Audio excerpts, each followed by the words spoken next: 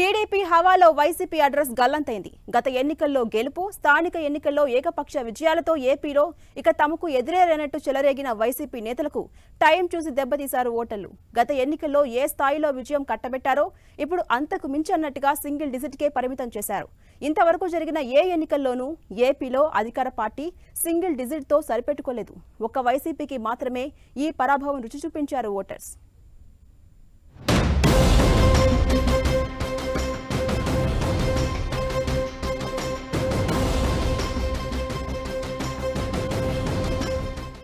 ఏపీలో ఏకఛత్రాధిపత్యమే అన్నట్లు పాలన సాగించిన వైసీపీ అధినేత జగన్ కు దిమ్మ తిరిగిపోయే షాక్ ఇచ్చారు ఓటర్లు. తాము తలుచుకుంటే ఎవరైనా దిగి రావాల్సిందే అన్నట్లు అమాంతం నేలకు దించేశారు.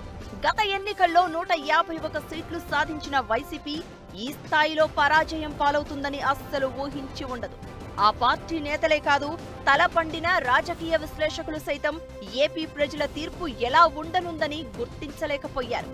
ఎన్నికలకు కొద్ది రోజుల ముందు టీడీపీ గెలుస్తుందనే అంచనాలు ఉన్నా ఇలా 90% సీట్లను కైవసం చేసుకుంటుందని మాత్రం ఎవ్వరూ ఊహించలేదు.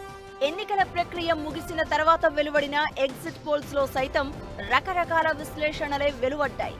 ఒకరిద్దరు మాత్రం టీడీపీ భారీ విజయం సాధిస్తుందని చెప్పినా ఈ స్థాయి విజయం వారు సైతం గట్టిగా చెప్పలేకపోయారు.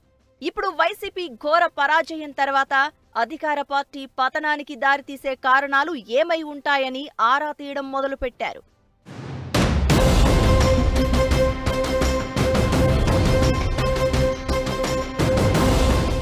వాస్తవానికి జగన్ పతనం ఇప్పుడు మొదలైంది కాదు. సీఎంగా బాధ్యతలు చేపట్టిన తర్వాత జగన్ వ్యవహార శైలిలో పూర్తిగా మార్పు వచ్చింది.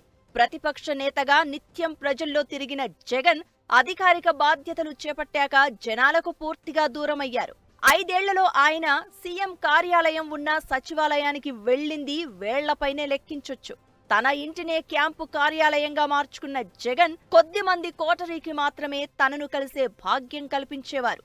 ఎంపీలు, ఎమ్మెల్యేలు సహా ప్రజా ప్రతినిధులు ఎవరైనా సరే కేటు బయటే వేచి చూసే వాతావరణం సృష్టించారు. ఇది ప్రజల్లో తప్పుడు సంకేతాలిచ్చింది. వాలంటీర్లు, వార్డు సచివాలయాలతో ప్రజల వద్దకే పాలన తీసుకువెళ్లాను అని చెప్పిన జగన్ తాను ప్రజలకు దూరమైన విషయాన్ని గ్రహించలేకపోయారు. ఓ విధంగా చెప్పాలంటే ప్రతిపక్ష నేతగా ప్రజల్లో ఏర్పరచుకున్న బంధాన్ని జగన్ తన చేతులతో తానే తెంచేశారు. ఏ ఒక్కరిని కలవక, జనం బాధలు ఏంటో గుర్తించక తాను అనుకున్నదే చేశారు. తన చుట్టూ ఉన్న ఒకరిద్దరు చెప్పిందే విన్నారు. ఆ ఫలితమే ఇప్పుడు అనుభవిస్తున్నారు.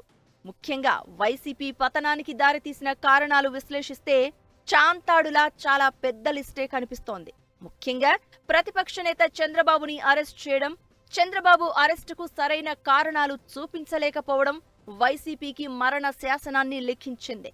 73 ఏళ్ల వయసులో నిష్కారణంగా చంద్రబాబు జైలుకు వెళ్లారని, జగన్ కక్ష సాధించుకోవడానికే చంద్రబాబును అరెస్ట్ చేశారని జనం నమ్మారు.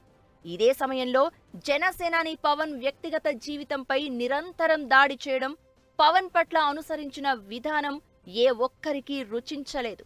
పైగా వైసీపీకి అనుబంధంగా పనిచేసిన సోషల్ మీడియాలో మితిమీరిన ప్రచారం, ప్రతిపక్షానికి చెందిన మహిళా నేతలను కించపరచడం ఆ పార్టీపై యావగింపు తీసుకొచ్చింది.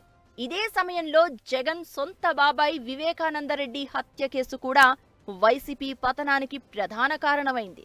వివేక హత్య కేసుపై సీబీఐ విచారణ చేయాల్సిందిగా తాను స్వయంగా వేసిన పిటిషన్ను వెనక్కి తీసుకోవడం, ఈ విషయంపై సొంత చెల్లెళ్లు షర్మిల, సునీత రోడ్డెక్కితే ఆ విషయం తనకు సంబంధం లేదన్నట్లు వ్యవహరించడం, హత్య కేసులో ఆరోపణలు ఎదుర్కొన్న అవినాష్ రెడ్డి అరెస్టును అడ్డుకునేందుకు సీబీఐకి సహకరించకపోవడం వంటివి జగన్ సర్కార్పై ప్రజా ఆగ్రహానికి దారితీశాయి.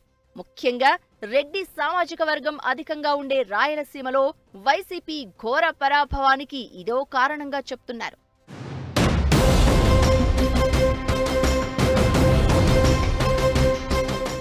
చంద్రబాబు అరెస్ట్, పవన్ ను అవమానించడం, వివేక హత్య కేసే కాదు, జగన్ ఓటమికి ఇంకా చాలా కారణాలు కనిపిస్తున్నాయి. ఇందులో ముఖ్యమైనవి గత ఎన్నికల్లో జగన్ ఇచ్చిన హామీలు. 99% హామీలు అమలు చేశామని గొప్పలు చెప్పుకున్న జగన్ ప్రధానంగా సిపిఎస్ రద్దు, ఏటా జాబ్ క్యాలెండర్ విడుదల, ఉద్యోగాల భర్తీని విస్మరించారు. ముఖ్యంగా ఉద్యోగులపై నిర్బంధం సర్కారుపై వ్యతిరేకత పెంచింది. అధికారం చేతిలో ఉంది కదా అని పోలీసులను ప్రయోగించి చేసిన అతి కూడా జగన్ సర్కార్ పతనానికి దారితీసింది. వీటన్నింటికీ మించి జగన్ విధానాలు ప్రతిపక్షాన్ని ఏకం చేశాయి. బీజేపీ పెద్దలతో సన్నిహిత సంబంధాలు నెరిపిన జగన్ రాష్ట్రంలో బీజేపీ టీడీపీ చేతులు కలపడాన్ని అడ్డుకోలేకపోయారు. కూటమిలో బీజేపీ చేరిన తర్వాత కేంద్ర ప్రభుత్వం అండ దొరకడంతో పోల్ మేనేజ్మెంట్ లో సక్సెస్ అయిన టీడీపీ బిగ్ టార్గెట్ ని సునాయాసంగా ఛేదించింది.